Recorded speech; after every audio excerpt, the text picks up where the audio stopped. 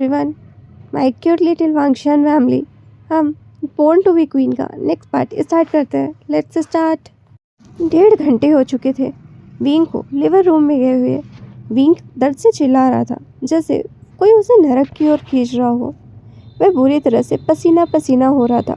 बहुत चिल्लाने के कारण उसका गला भी दुख रहा था। चिल्लाते समय वह अपने दोनों हाथों से कपड़े पकड़े हुए था। शुयांग डरा हुआ था।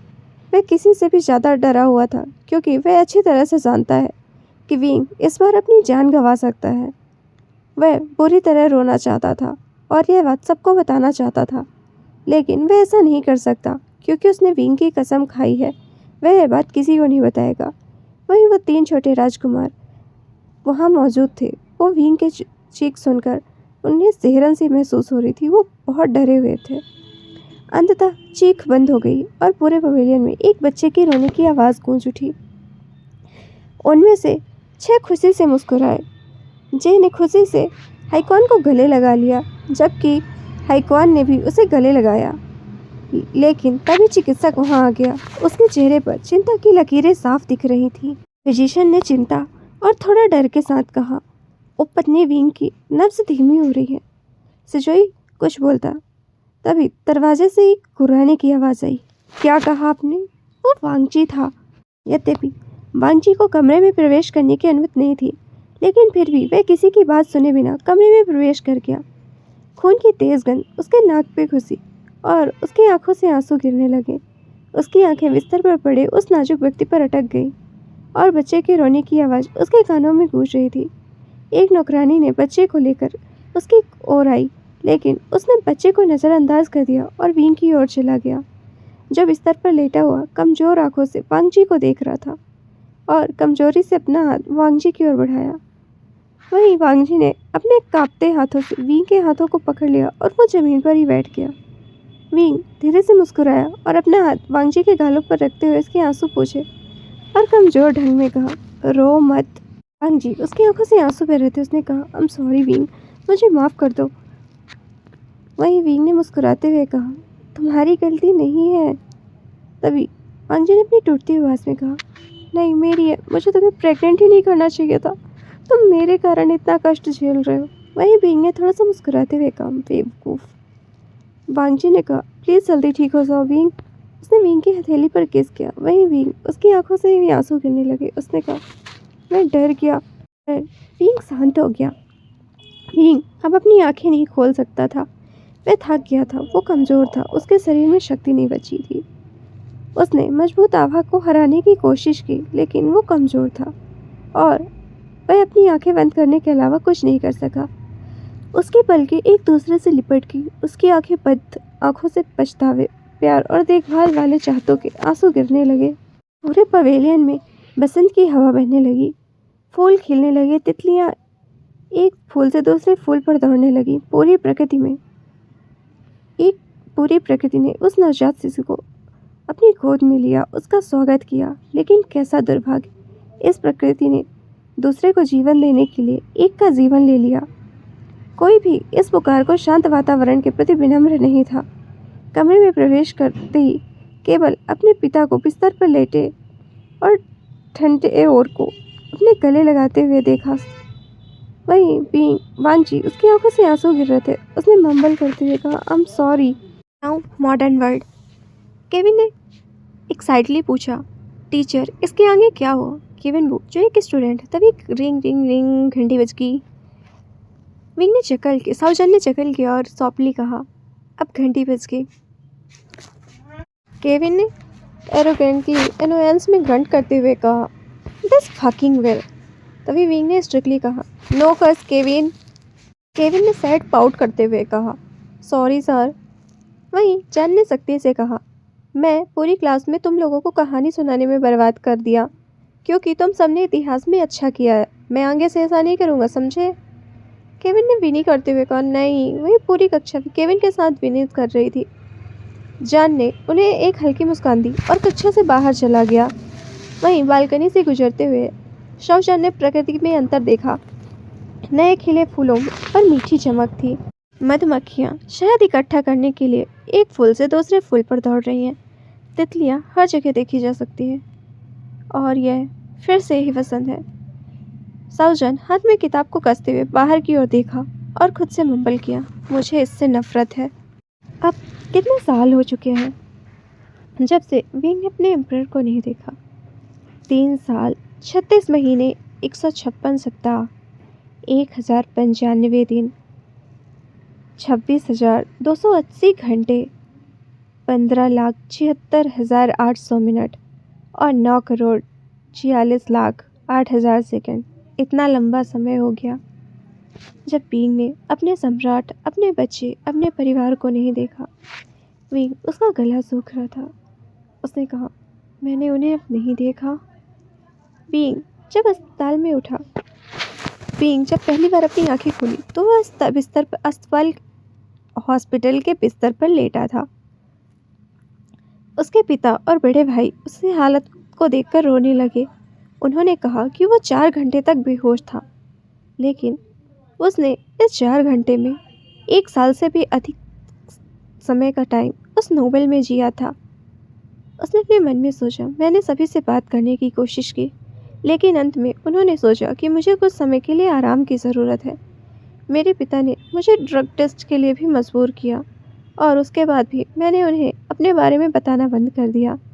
मैं 2 साल से इस स्कूल में शिक्षक के रूप में शामिल हूँ और यह काफ़ी अच्छा चल रहा है। कई बार मैं मरने के बारे में सोचता हूँ, पर मैं खुद को उस जगह पर नहीं ले जा सकता। शायद मैं उस चांस को खोने से डरता हूँ कि शायद मैं एक बार फिर से अपने एम्परर के पास जा पाऊँ। मैं बहुत डरा हुआ हूँ। शाओजान स्कूल से बाहर आया। उसने देखा कि उसका भाई कार पर झुककर खड़ा था। शाओजान उसकी ओर गया और उसके सामने खड़ा हो गया। उसने अपने भाई को एक प्यारी सी मुस्कान दी। तभी शाओजान ने उससे कोल्ड टोन में कहा, तुम यहाँ क्या कर रहे हो? वहीं शाओचिंग ने मुस्कुराते हुए और उसे गले लगाते हुए कहा, जन्मदिन मुबारक हो स्वीटी। शाओजान ने एक आ भरी और उसे गले लगा लिया। उसने अपने मन में सोचा, मुझे नहीं पता कि अचानक इस तरह ये क्यों बदल गया। ये पहले अच्छा था पर इतने करीब नहीं था मेरे। यह हमेशा मेरा भला चाहता था, इसमें कोई शक नहीं, लेकिन इसने कभी भी मेरी इस तरह से परवाह नहीं की।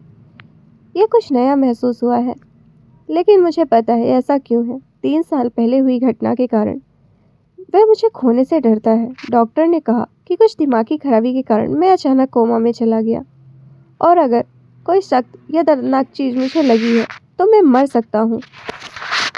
तब हुई साउचिंग ने मुस्कुराते हुए कहा, चलो चलें, डैड तुम्हारा इंतज़ार कर रहे हैं।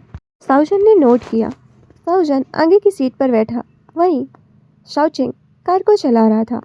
जान का पूरा ध्यान सड़क पर था और वो सोच रहा था कि सम्राट उसका जन्मदिन कैसे मनाते अगर उन्हें पता चले आज उसका जन्मदिन है। बेशक वो एक बड़े लड़के की तरह था। शाओचिंग अपनी सोच में था, लेकिन उसे तब होश आया जब शाओचिंग ने उससे कुछ पूछा। शाओचिंग ने रोड की ओर देखते हुए पूछा, जान, क्या तुम मुझसे नफरत करते हो? वहीं शाओचिंग ने मम्बल किया, नफरत? मैं बस आपके लिए चिंतित था क्योंकि आपने मेरे साथ दुर्व्यवहार करने वाले एक बड़े भाई से शादी कर ली। मैंने सोचा कि वो तुम्हें चोट पहुंचाएगा और मैं नहीं चाहता कि तुम्हें चोट लगे। तभी शाओचिंग ने हंसते हुए कहा, मैं ठीक हूँ, वो मेरा बहुत ख्याल रखता है। तभी शाओचिंग ने दूसरी ओर देखते हुए कहा, यह जानकर अच्छा लगा। वहीं शाओचिंग ने अपने मन में सोचा, मेरे दुर्व्यवहार करने वाला मेरे भाई का हस्बैंड है।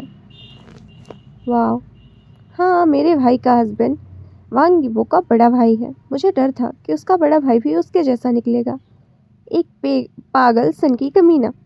जब मैंने उसकी माफ़ी स्वीकार नहीं की तब उसके साथ उसने मेरे साथ सही नहीं किया। उसने मुझे अगवा कर लिया और अपने घर में बंद कर लिया, एक पिंजरे में, जहाँ वो मुझे हर रोज़ शारीरिक और मानसिक रूप से प्रताड़ित किया और कहा कि वो मुझसे कब से प्यार करता है, वह मुझसे कितना प्यार करता है।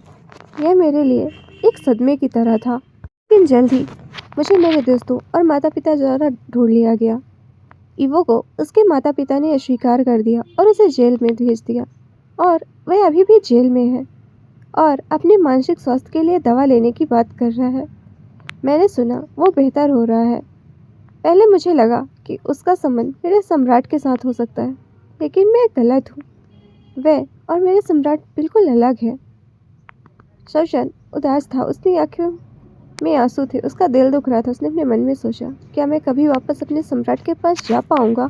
शवशन अपने घर पहुंचा। वो कार से नीचे आया। उसके सभी दोस्त उससे कूद पड़े। घटना के बाद से ही शाहजहां के प्रति सभी लोग अतिरिक्त सतर्क हो गए हैं। शाहजहां को उन्होंने गले लगाया और उन्होंने शाहजहां को भी अपने चेहरे पर एक मीठी मुस्कान के साथ वापस गले लगा लिया। यह वास्तव में वह अपने पिता से प्यार करता है। शाहजहां ने मुस्कुराते हुए कहा, थैंक यू फादर। वहीं शौफिया ने उसे कहा, हैप्पी बर्थडे बेबी। शाहजहां उसके चेहरे पर मुस्कुराहट थी और फिर जैन का सबसे अच्छा दोस्त सामने आया। उसने उसे गले लगाते हुए उस पर कूद पड़ा। वहीं जैन मुस्कुराया और उसने भी उसे कसकर गले लगा लिया। जिली ने शाहजहां को बर्थडे विश किया, कहा, हैप्पी बर्थडे बेबी। शाहजहां हंसा। उसने कहा, थैंक यू डियर। लेकिन तभी एक ईर्ष्यालु पर्सन आया और उसने जिली को उसके कॉलर से खींच लिया और उसकी कमर की ओर चारों ओर अपना हाथ लगा लिया, जबकि शाहजहां को घूर रहा था। उसका इस तरह ईर्ष्यालु बिल्ली की तरह व्यवहार देखकर शाहजहां हंस पड़ा।